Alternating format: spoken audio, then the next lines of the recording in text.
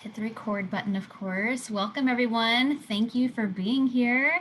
And welcome to day 2 of our Regional Counselor Conference.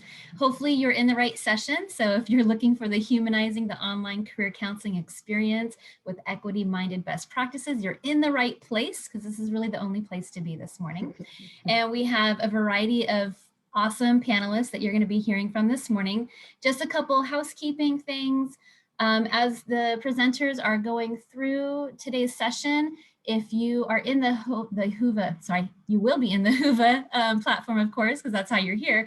So you'll want to put any questions that you have in the Q&A tab. And then if you have any chats that you'd like to put in, you'll be using the Whova platform for that as well, because the chat is disabled in the Zoom platform itself. There will be an interactive piece today, so the presenters will let me know when to put a link to a Padlet into the chat, and I'll be putting that into the Whova app. So if you have enlarged the screen in the Whova app, you'll probably have to minimize it a little bit or not have it full screen so that you can then see the chat. So just a couple of little things. And then, of course, just a quick reminder, if you wanted to download the presentation, that's at the very bottom of today's session page. And then before you leave today, we would love it if you could like the session and rate the session. But I think that's all the housekeeping that I have, and we will turn it over to our panelists today. Thank you so much for being here. Thank you so much. Hello, everybody, and good morning. Thank you for being up this morning on a Thursday in December. Leslie, thank you for being so awesome with the warm introduction and just making sure all those housekeeping duties is taken care of. And so yes, this is the Humanizing the Online Career Counseling Experience, Equity-Minded Best Practices. My name is Kristina, or Christy Carson. I'm a counselor at Mesa College. I work in general counseling and the Career Center, and also a co-coordinator of career services. And my partner in crime is one of our audience members today. So I'm giving her a quick shout out, Raquel Sojourner. And we're just so happy to be here this morning. And I am so privileged and humbled to have a panel of wonderful 4 equity-minded community college counselors. And so I'm just going to do a very brief introduction, but you'll hear from these wonderful ladies and counselors in the next couple of minutes.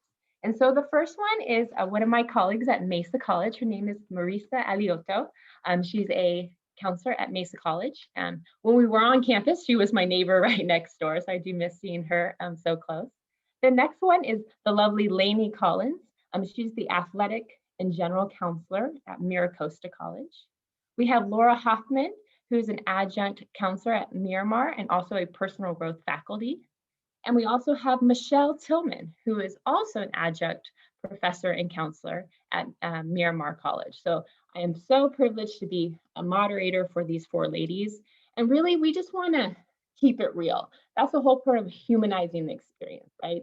Not having to be the perfect counselor or the perfect presenter. Or I don't need to be a perfect moderator, right? Things are going to happen. And so we just really want, during this session today, we encourage ourselves and you as well to be vulnerable, right?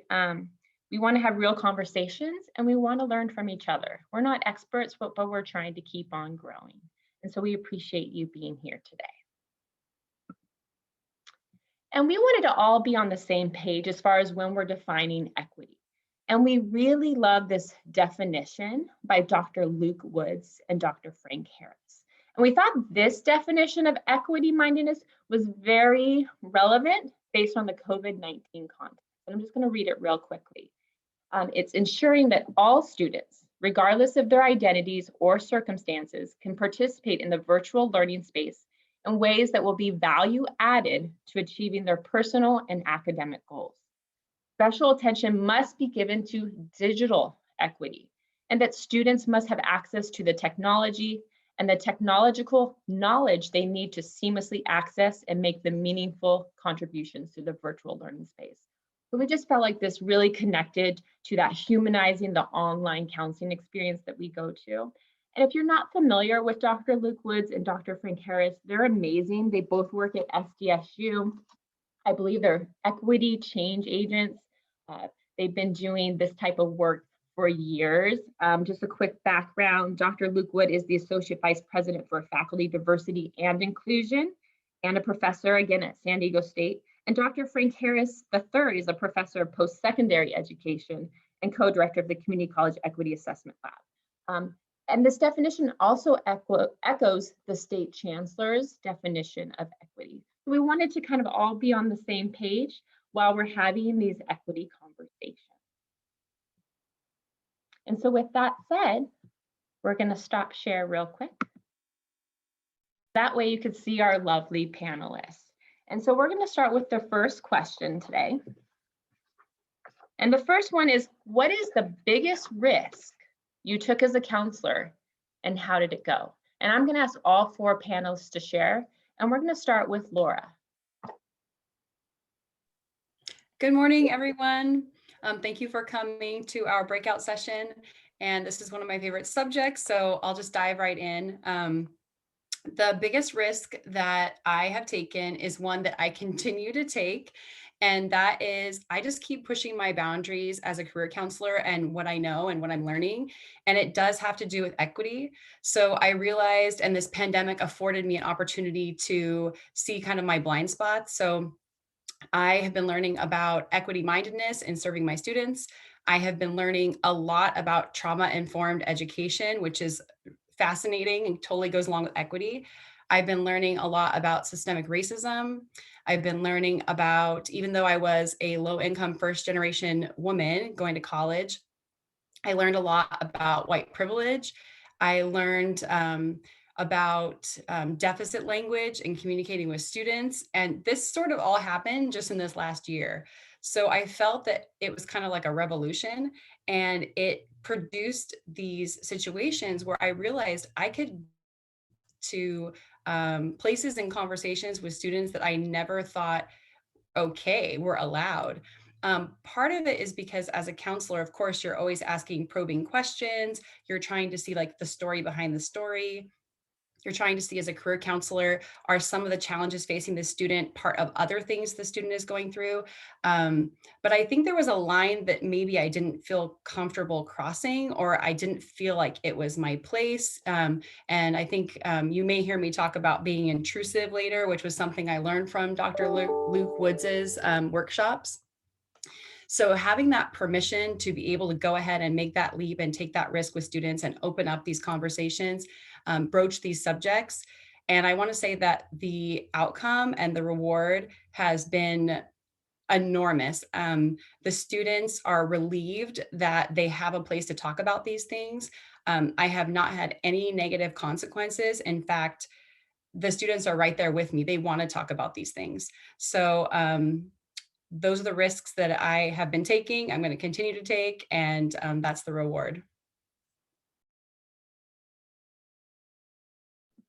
Thank you, Laura. And I love that you brought down your walls and you actually were able to make connections with your students.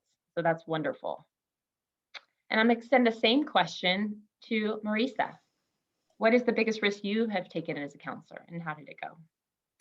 Good morning, everyone. I apologize. My internet seems to be a little bit choppy all of a sudden, but I wanted to talk a little bit about just kind of a shift that's occurred in my counseling as we've moved into this online environment. And I was looking at it from both a macro and a micro perspective, because when I was hired at Mesa College about 1.5 years ago, my role was to create and implement online counseling services and talk about job security right now. But what ended up happening was, I think the way in which I initially envisioned it as this supplemental service that we were going to be able to provide to students, providing additional access, morphed into an essential service for students. This was going to be the key way that we were going to connect with our students, and kind of turned things on its head and had to rethink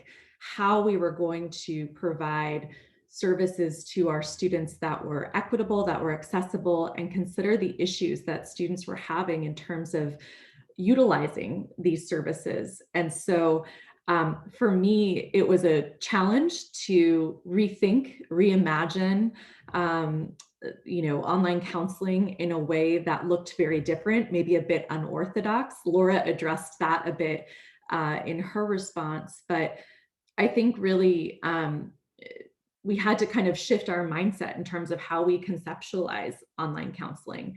And that's been a work in progress. I feel like we're growing, but we're constantly evolving and changing as the needs of our students evolve and change. And we're learning with our students. And again, I probably feel like I'm echoing a little bit too of what Laura said, but what's been so inspiring to me is the grace with which our students have met us in these challenges. And we've really been able to think outside of the box and get creative in the ways in which we're connecting with students in a remote environment that may look a little bit different than what we originally thought. And just an example of that is connecting with students over the phone and being able to still have meaningful, rich conversations with students, that may not include a personal face-to-face interaction. And so I think just really adapting, and we're talking about being vulnerable in this space, but also being vulnerable with our students in that we're learning with them and we're adapting our services to hopefully meet a high student need, especially right now as it relates to the pandemics that we're going through. That's great, Marisa. I think you make two great points about grace, right? We've graced to our students. Our students have definitely showed grace back to us, right? Sometimes they've showed us, oh, hey, this is how you use this. Oh, okay, thank you. Like, okay, they're teaching us. And I love that, yes, it forces us to be creative and think out of the box. So thank you. And then same question to Michelle. Good morning, everyone. Thanks so much for being here this morning. There were a lot of great breakout sessions listed this morning, and I'm really grateful that you have decided to join us. With regards to the question that was posed, the biggest risk that I took as a counselor, I guess for me, so I serve as an adjunct career counselor at Miramar College as well. I have another hat I wear. I also serve as an employer relations manager at UC San Diego's Rady School of Management. And for me, I think as an equity-minded career counselor, it's really important for me to prioritize those students who are experiencing disproportionate impact in their careers and in their career trajectory. And so I made it my life's work to educate students on how to prepare for and be competitive in their field of study, but I provide that employer's perspective. And I'm really, really passionate about helping students to build their social capital, and also just democratizing access to opportunities to help these students transition successfully to the world of work.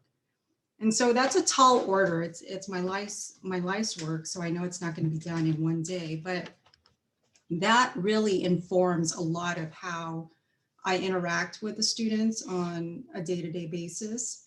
And so the biggest risk for me is just being honest with the students and willing to put our counseling relationship on the line, even on the first visit. Because a lot of times with the students I've met at Miramar College, I only see them one time. And so I feel like I just have one shot to tell them without overwhelming them. Sometimes I feel like I overwhelm them, but giving them one shot to let them know that this is really important, whatever it is. I know sometimes they come for a resume. They come for, a lot of times they come because they don't know what they want to do. And I don't blame them. But I'm willing to be honest with them. And there was one student that this summer I had worked with, and he actually reached out through our UChat function, And I was reading this thread, this conversation, and I just became very concerned with some of the language he was using. It sounded like, you know, and I'm not a clinical, you know, I'm not a clinician, but it just sounded like he was really sounding the alarm for help. And this was at the beginning of the pandemic. And so I had an appointment with him, my first appointment with him, and I just expressed concern. I referenced the chat. I told him that, you know, I think he needs some additional services, and referred him to health services. And I know we're going to talk about warm handoffs. We're going to talk about another topic later. But you know, I told him that he needed to see someone in health services, and you know, I'm surprised he was open to that.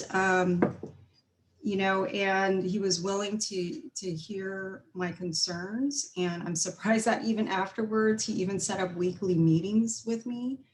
But I was willing to be honest and put it on the line because, you know, because I care more about the students than I do about me continuing to see them again. That's great, Michelle. I think it's honesty, and sometimes we're afraid to say something or tiptoe. But again, to be that student-centered, how can we help them right now when they're in need, and have those honest conversations? And it may take them, a student, aback by a little bit, but like I said, it sounded like it worked in favor. Like, wow, she cares about me. I feel heard. So I appreciate you sharing. And last but not least for this question, Laney, what is the biggest risk you have taken as a counselor, and how did it go? Awesome. Thanks, Christy. Thank you everyone for being here. I see a lot of my colleagues here today. Just to start off, I work with usually a cohort of students, of student athletes, but I'm a generalist. I'm not an expert in career, but I feel that, you know, careers in every point of our conversation. So pre-pandemic, our school had really made a commitment to meeting students where they're at, not necessarily having them come to us, but we come to them. And so in my proactive approach with my students and my student athletes was always reaching out to them and finding ways to connect with them. So once we went into the pandemic, I had to reassess and kind of reevaluate how students were connecting with myself, as well as the resources they needed to be successful in their career, as well as their academic journey. So my biggest risk was putting myself out there. So excuse me, allowing students to not only connect with me virtually through this platform of Zoom, but also having students have the ability to connect with me in an immediate concern. So putting myself out there for text messages and phone calls, as well as emails and then Zoom, so that they felt that they could connect with me immediately for their concerns. Because the biggest fear that a lot of our students have right now is making that connection and forging that connection. And that was really my challenge, was how was I going to build those trusting and building relationships, because I do get the privilege of meeting with students more than just one time. But how was I going to connect with them through a video, right? How was I going to allow them to trust me with such personal and confidential information through this screen? So it was really giving myself the permission to allow them to connect with me at any point and any time, and really putting myself out there to do what was best for the students. So I feel that, you know, having this virtual office, allowing them to connect in different ways, was going to be student-centered, as well as meeting them where they were at. So that was really a stretch for me, because they couldn't just step into my office, or I could step onto the field to see them, was allowing them into my space. So that was really an uncomfortable journey for myself to allow them that access, but it's been amazing for the students, and they've really appreciated the ability to get their immediate concerns and needs met. That's great, Lane. And it sounds like you really made yourself available, right? And texts and emails and all that kind of stuff for them to feel like you're there for them, especially in a time in the beginning, right, where it was very chaotic. So I'm sure they appreciate that connection. And also too, that, you know, you're not just a counselor, also, you know, you have family and other life. So for the fact that you make yourself available like that, that's great. So thank you, ladies, for sharing. And based on, again, being vulnerable and encouraging you to think about your time where you've taken a risk as a counselor and how that goes. So I want to share that out to the group. So I'm going to bring back the PowerPoint and then slide.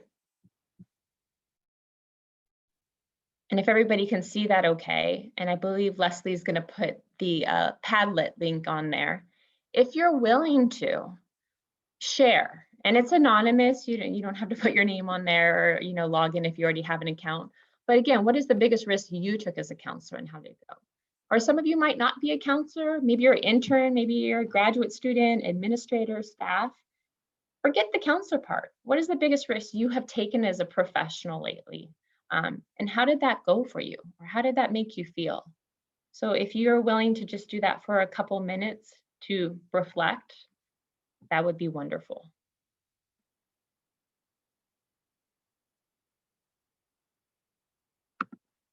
And so when you get to the link, it should like this, you should see 2 hands. And then on the right-hand corner, there's a little, I think the pink circle with a plus sign. You can just click on the plus sign and you can go ahead and write your text in there. So I'm seeing a couple already, thank you. So again, what is the biggest risk you have taken and how did it go? I'm seeing advocating for, I think they're still typing. Admitting that I don't know something, but committing to seek the answer, right? That's so important. I think whether you're just starting the job or you've been in the helping profession for decades, right? There's so many things we don't know, but being willing to admit that you don't know and seeking out somebody who does or the right answer.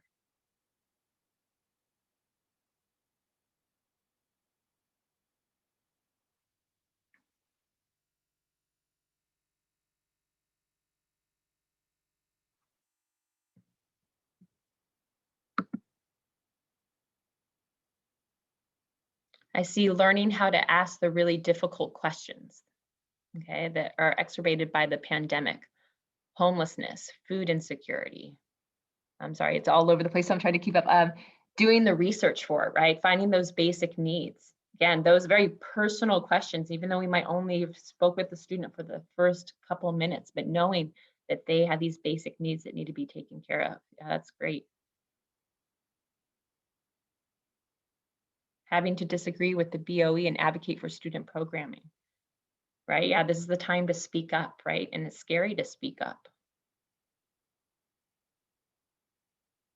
Oh, I like how somebody said telling students about the struggles they have had during the pandemic and what they're still trying to figure out, right? Because we're also still having our own personal struggles as well. And being more relatable and human, that's great. I'll give it another minute and then we'll go back, but I really appreciate all of you who have shared so far.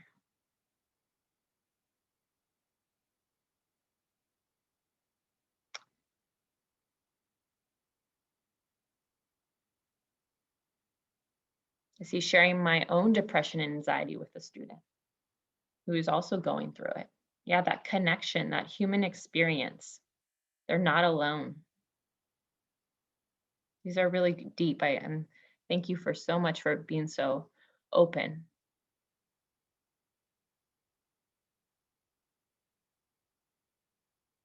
It looks like advocating for a student who's gone through a terrible situation. Yes, a slur that was used against them. Yes, thank you, Caitlin.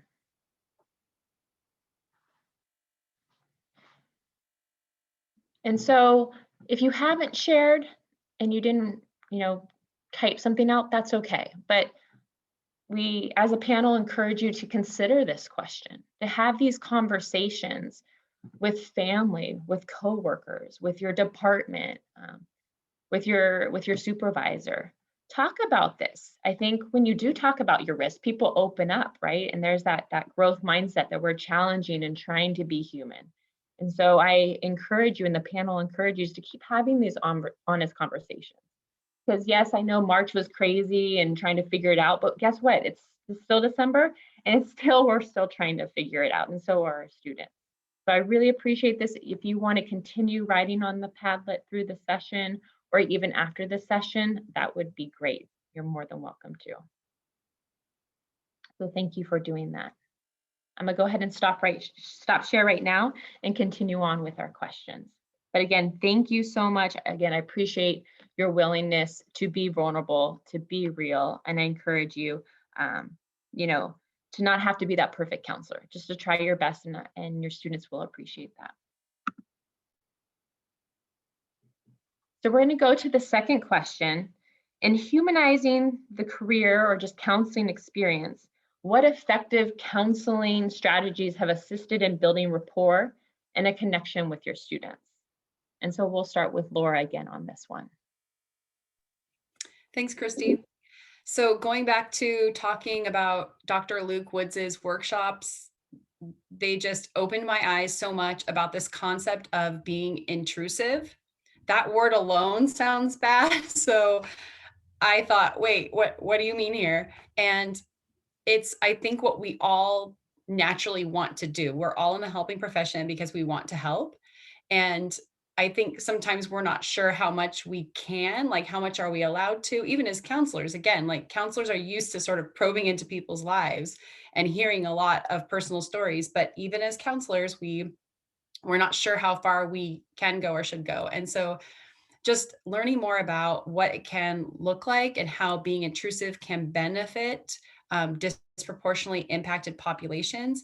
And that when, I was thinking, is it being nosy? I kept thinking of that, the association of intrusive, nosy.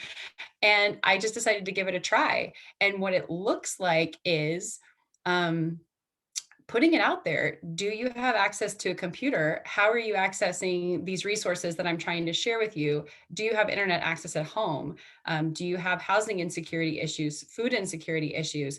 And not necessarily cherry picking the students who appear the most, like Michelle was saying, there was a student who he was clearly crying out for help. Whereas that you might not get that luxury every time you're with a student. So I just became more generous with my intrusion and sort of intruded on everybody and said, just to ask, everybody's struggling right now. And I want to make sure that you don't have any issues accessing these resources. How's everything at home? Do you have internet? Is food okay? There's some rent relief right now if you need any of that. And just almost being really casual about it. And then doing a lot more follow-up emails. So I came to the world of career counseling through the Workforce Investment Act program. And so I started with case management. And in case management, you really are always intrusive. You're following up with these clients. You have a specific caseload and you're checking in with them day after day after day. And so I kind of took a little bit of that style on this year with the pandemic of more of like a case manager. So I will follow up with students, one who I may have just had, a half-hour career counseling session about a resume, and we maybe explored a few ideas about job opportunities.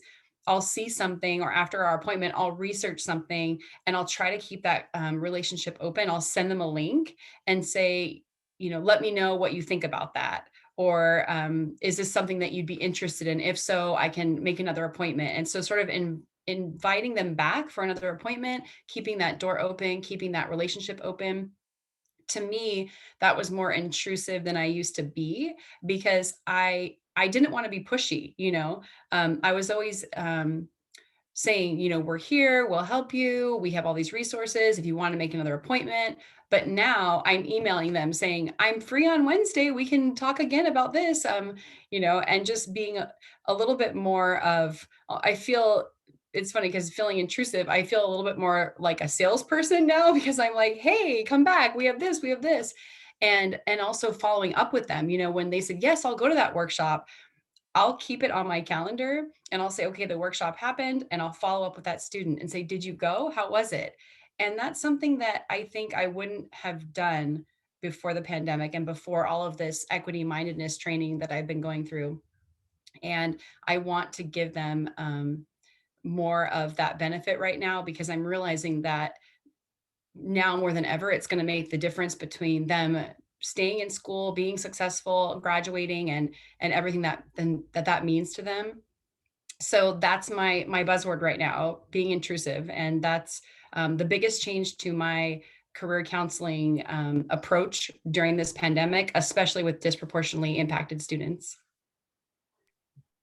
That's great, Laura. And I think oftentimes people hear the word intrusive and it has a negative connotation.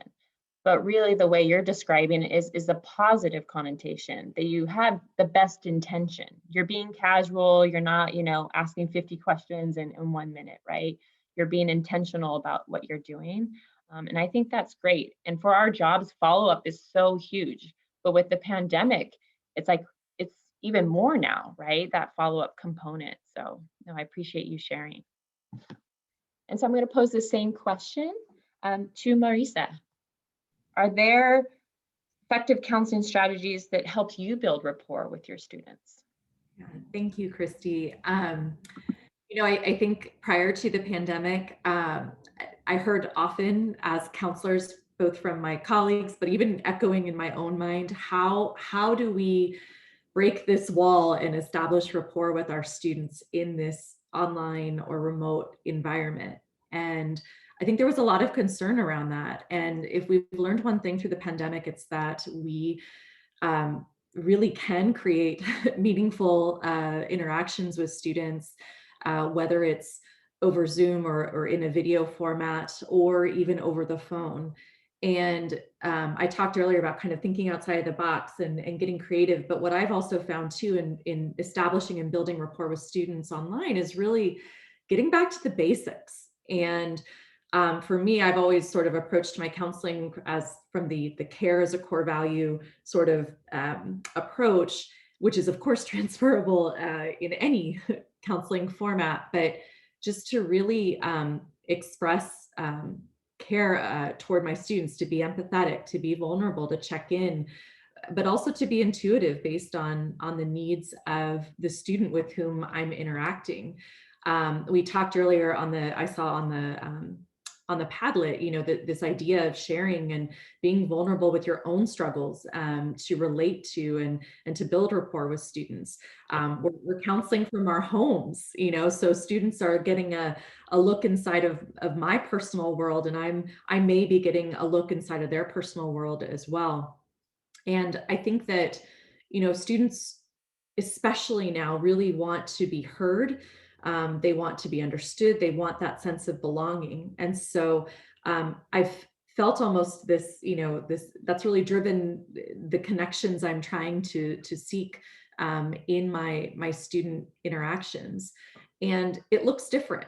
And I think that in some ways, maybe it's a bit less formal than it would be in an in-person environment. And I think of that as a real gift in a sense that, we can kind of, be on the same level with our students. But I think that in addressing the importance of follow-up, when, we establish those initial contacts and build that rapport with students, similar to Michelle, I mean, I may see a student once and that may be it. But there are other students as well with whom I've created that connection. And so what I've done a little bit differently in building rapport, I find right now students really want to feel connected personally to the campus. And I think that one way of doing that is providing them with my contact information as a counselor, not so that we can establish an email relationship per se, but so that they feel that they have a personal connection to campus. And so I'm typically sending a brief follow-up summary, or maybe sending them a resource link, or maybe just, providing some sort of what would have been a handout to my student when they were leaving my office, so that they feel a connection to a counselor, to Mesa. We may be their only, their only contact with the campus outside of their instructors. And so that in the future, they have a way to reach out and really, if they have any needs arise, have that personal contact. And what I wanted to reinforce is I know that we're all stretched really thin, and the intention isn't so that to increase the caseload or to, always have the student reliant upon us. But what I've found that has worked really well is a student, this may be their entry point to campus, and then I can refer out, or I can say, you know, it's really great to hear from you, Timothy. Let me give you our hours for drop-ins. I want you to be able to see a counselor as soon as possible, and refer them to, you know, meet with any of our counselors. So I think that, you know, just establishing a rapport and then giving them a personal entry point to our services has been really, really helpful in helping students kind of feel connected to campus, and also to me as a counselor.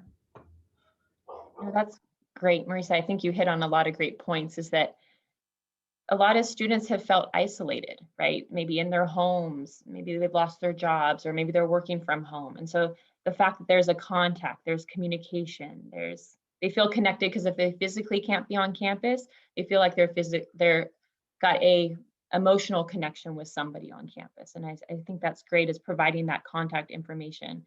And I think I hear a lot of you saying too, that it's going back to those basics, going back to why most of us got into counseling, right? I mean, I'm just speaking for myself. I didn't go into counseling so I could write a million ed plans, right? When, you know, or, you know, all these different, do a bunch of petitions, right? It got into the human, the counseling, the basic needs. How can I help them as a human, right? But the career needs, the educational needs, those are all extra bonuses. But how can you take care of your students first as humans, so they can have career goals and achieve their academic goals? So I think that's great. We're going to move to the second question, just due to time. The third question is, in consideration of the pandemic, how has your counseling practice grown when counseling disproportionately impacted student populations? And we're going to start with Michelle on this question.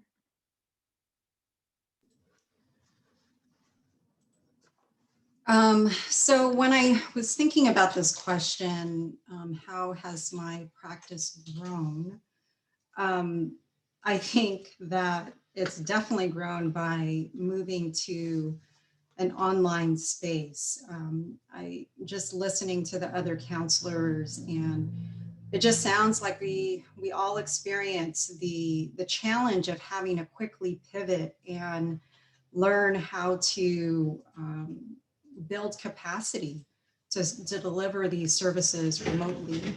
And so I had to quickly just be more adept at using Zoom and using Canvas and learning a lot of different, I mean, I think this is a year where I learned the most platforms in general. And I had to be more comfortable with being on camera. I'm not really that comfortable with it. So there was definitely a very steep learning curve in the beginning. And, you know, and I think Laura had mentioned this, and I am such a huge fan of Doctors Wood and Harris. When Miramar College shut down in mid-March, they really opened up my eyes to what it means to be equity-minded. And I did a lot. I think the other thing was just doing a lot of self-reflection. And the one webinar that really hit me was the equity-minded student services in an online environment. And we'll share that with you all at the end. And I know you have access to the presentation and Huva. So I think that those were the two main things for me, was just being able to learn how to build capacity quickly, and really just doing a lot of self-reflection. The other thing I was just thinking about is that I've learned to provide students space and time. You know, every time I have an appointment, I just assume it's going to be an hour. We used to have 30-minute appointments for resumes or, you know, certain topics, but I've just been allowing more time for students, and finding that they actually need that time and attention for appointments. And it's taking a lot longer to do things virtually. And so, and I do that to generate trust with students. I want them to feel, because I feel like in the beginning, it's usually just kind of building rapport. Like I said, I usually see students once and that's it. So it's a lot of building rapport. And I do a lot to, just kind of, I do a lot of probing, even though it's about a resume or even though it's about career exploration, just learning more about who they are. And what I find through that is that they end up sharing other challenges they are facing. So I think kind of like what Laura was saying about being intrusive, I may not ask like the very straightforward questions, but it's more picking up on some of the language they're using or their body language, or, I mean, there's only so much you can see on a camera, but, or if they don't use a camera. So I think those are the main things for me. Thank you, Michelle. And I think that time and space, it makes us reevaluate what we did on campus before. Like, why were we doing it in 30 minutes? Why were we rushing students? Why were we rushing ourselves? Why were we rushing the process? And especially for students who are disproportionately student populations, they need that more time, especially in this virtual remote, that they need that more time. They're trying to figure it out. We're trying to figure it out. I really like and appreciate you giving that time and space to your students. That's great. And I'll pose the same question to Laney. Laney, how have you grown and how's your practice grown with disproportionately impacted student populations? And I know you work with the student athlete population. I mean, if that falls into that group. Yeah, my population of students are highly disproportionately impacted. So something that I work on a daily basis with them is just giving them the ability to hold their truth. So feel very uncomfortable in this format because I'm a very introverted type of person. I like to take my time, my thoughts in my head. I'm not one who's just going to spewed out information like really quickly, like when someone asks me a question. And so I give my students the same opportunity, right? So there's a lot of silence in our appointments, which sounds very awkward for a lot of people because people have trouble with silence.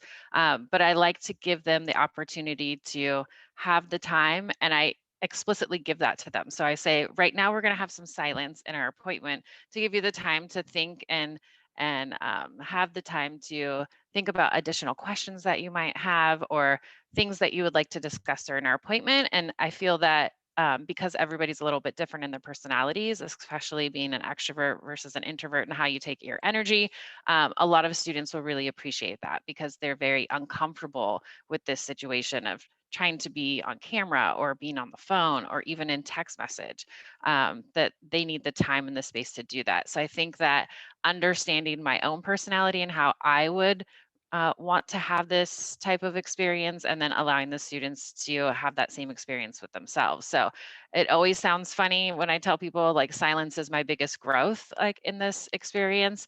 But when we really break it down for the students' perspective, they really appreciate that time and space to really, think and not have to give an immediate on the spot answer, which is something that they can, take with them into our next appointment. So. That's great because there's a lot of us that are uncomfortable with silence and myself included. So I appreciate you give the gift of silence, the gift of reflection for students to feel more comfortable and for you to feel more comfortable as well. And to acknowledge that, saying, this is what we're doing. This is why we're doing it. You give it that why. So that's great, Laney. Thank you. And so our next question here, and I'm going to pose it back to Laney. How are you doing these online student kind of warm handoffs or referrals, especially in a remote setting, which before you probably would walk your students, to the student health center, or you would walk them to their coach in your situation, or to the career center. How has that changed and what has worked? Thanks, Christy. Yeah. Working with my population of students, we did a lot of warm handoffs on campus, like you said, physically walking a student from one person to the other. So as we moved into this pandemic, I really had to rethink and reanalyze how we were going to service our student population without losing those true enhancements that they were needing in those additional services. So I work with a team of enhancement specialists. That's what we call them in our department, is enhancements instead of support services, more of a positive connotation to it. And so we've made a business practice of having those warm handoffs in a virtual format or on a phone. So instead of physically walking them to the other department, I would get the other department into our meeting. When it comes to the career counseling, I would also work with subject matter experts. So I might have a student who is interested in pursuing a music career, and I would have the department chair of the music in on our appointment so that we could have a conversation together. And so in that proactive approach, having those business practices already set in place with those key stakeholders so that I could anticipate the needs for them and then already have them either online with me or just a step away. So for example, with our mental health services, I would reach out to our enhancement person who would also come on the line, and then we would transition through a digital format or on the phone format so that the student would feel trusted as well as supported, and that I wasn't just giving them a phone number and sending them off. I think it was important to have those business practices in place so that everybody understood where that student would be in those services, so that we weren't just leaving it up to the student. Because in most cases with my student population, if I just gave them a phone number, they weren't going to call. They also weren't going to follow up. So having those practices in place of this is the step we were going to take, and then this is who was going to follow up, and then we were going to circle back and make sure everything was taken care of so that we closed that loop, was critical in the component of changing warm handoffs to physically being in the space to now having this virtual format. Wow, that's great, Laney. I love that you actually had somebody in the actual meeting. I mean, talk about, a warm handoff. It was actually part of the conversation. You guys were all working as a team. So I think that's great. And the fact that if they weren't part of the appointment, it was a transfer, but from one call to the next, right? Just like if we were to call, a company, you guys have all known a company where they're like, oh, here's a phone number. Well, can't you just transfer me to them, right? Because that's just another step, right? Or I just don't want to call that number and be on hold for another 20 minutes. So I think that's great. I'm writing this down. I'm like, oh yeah, I need to do some of that too. That's really great. Thank you, Laney. And I also want to pose this as far as to Laura. How are you doing your online student and or career warm handoffs, and how's it working for you? So again, the pandemic silver lining is there's a lot of good coming out of this. So I used to also just physically walk over or maybe do a follow-up email and kind of loop somebody else in. And what I've been doing now is I've been creating, and not in every case, but it depends on the interaction, is I get permission from the student to loop in other people on campus, whether it's like a student support service or maybe even something that I know about that's outside in the community. And I'll create like a very personalized, I think of it as like either like a network of care or like a connected care sort of approach, or even just like a very, like I think of myself as like a concierge service for the student. I want them to feel taken care of, and I want them to feel important, and I want them to feel like they're getting this like amazing, high class service.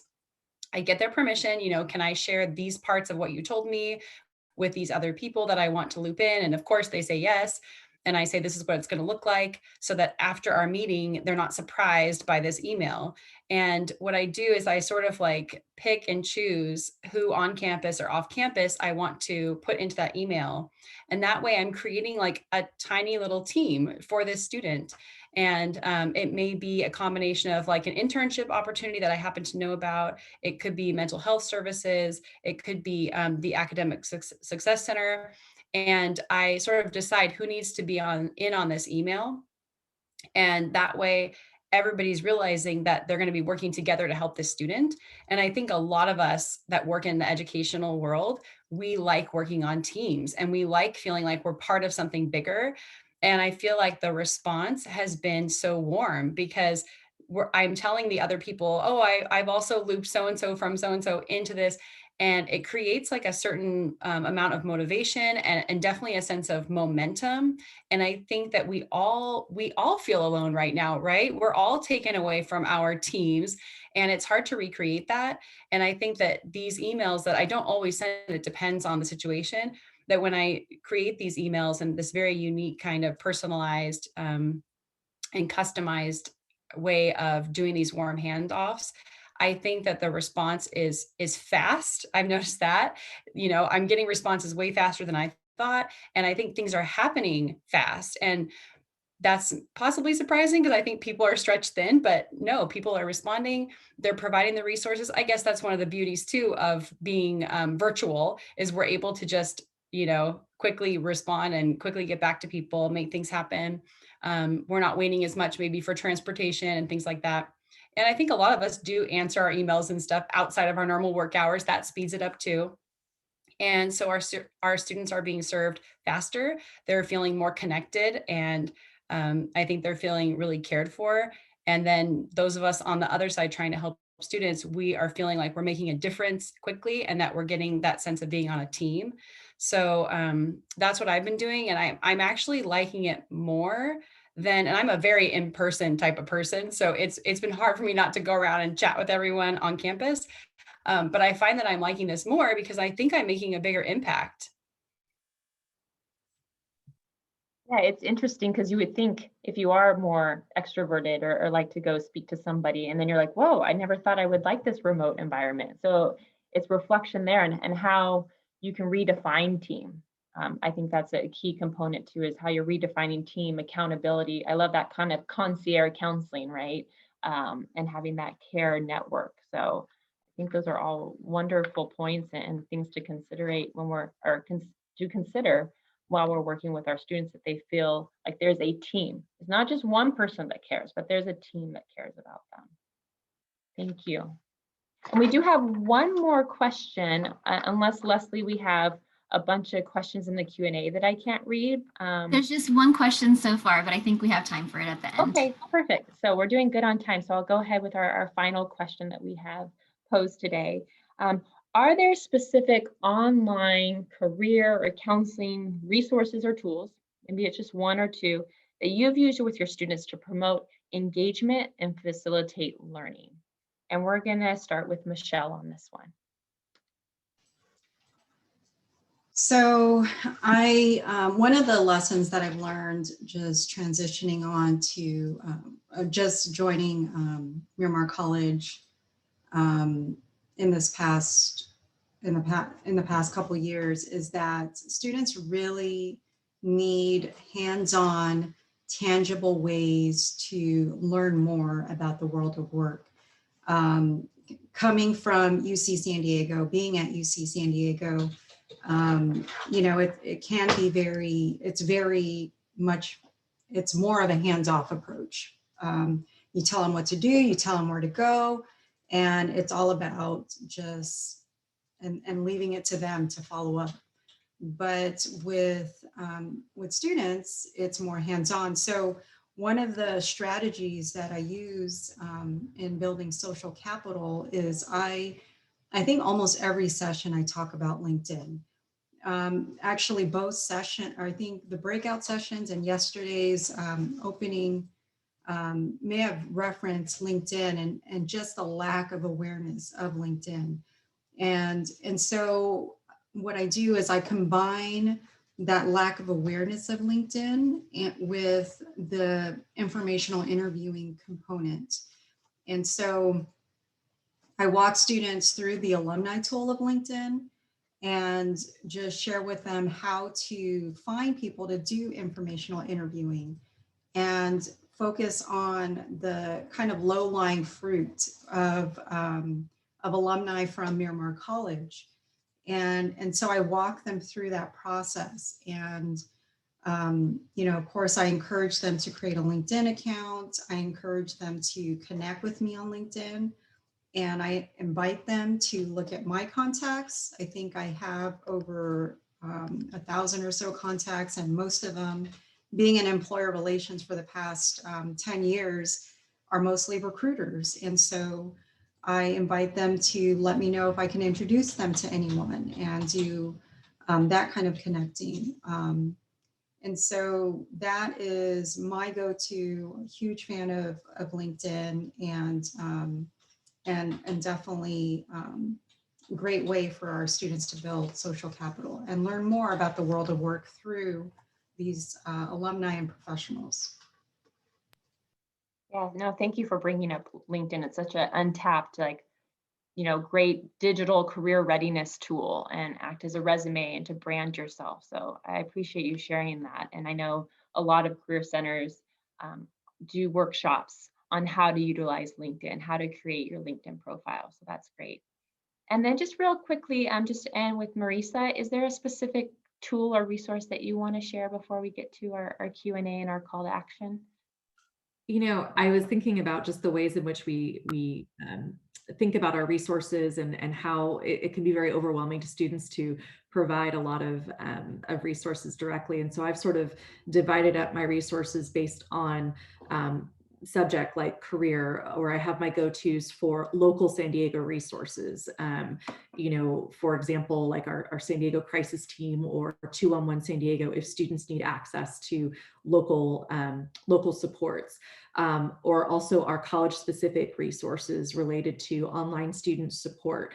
And so I'm happy to send out and share. I have a pretty long list that's sort of divided out, but I've just found that, students do get very overwhelmed. And so I try to limit, just as kind of a best practice, to 1 to 2 resources in a session, offering more if they require more. But based on the types of questions and the type of information I've gotten from students, provide them with information that's going to give them sort of an introduction to those resource tools.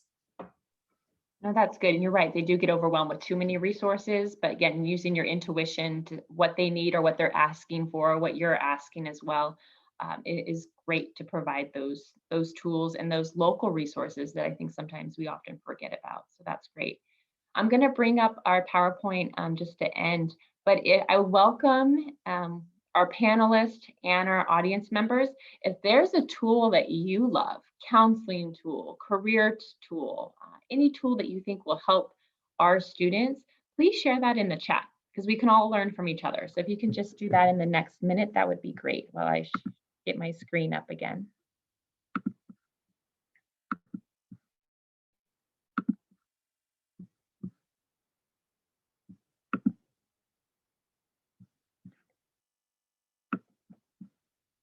And so as you guys are writing that in, we as a panel just came up with 5 call to action suggestions. These are just friendly suggestions. We came up with 5. Again, this document is on the Whova platform for you to do, but we welcome a book, the core webinar that Michelle was talking about by Dr. Wood and Dr. Harris, which is great about student services. Being flexible to new forms of communication, reevaluate the vocabulary that you use for student engagement. Again, don't need to be that perfect counselor, but to be real in your counseling sessions.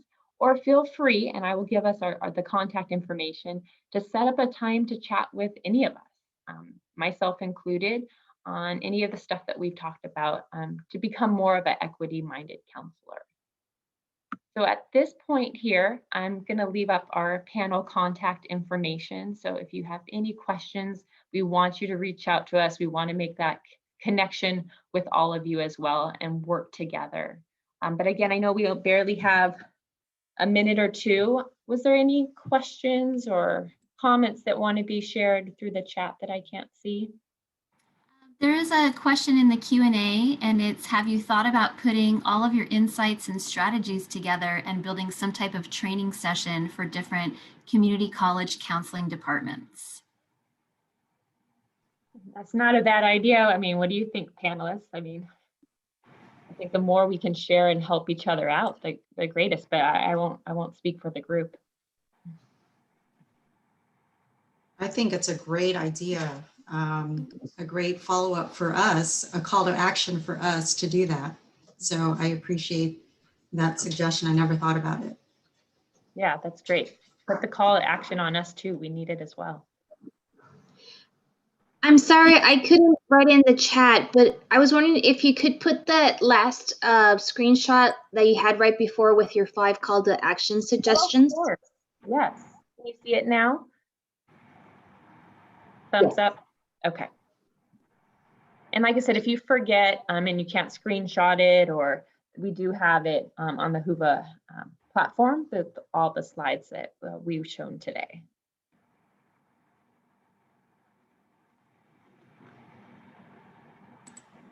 otherwise, we really appreciate your time, for you being here, for you sharing.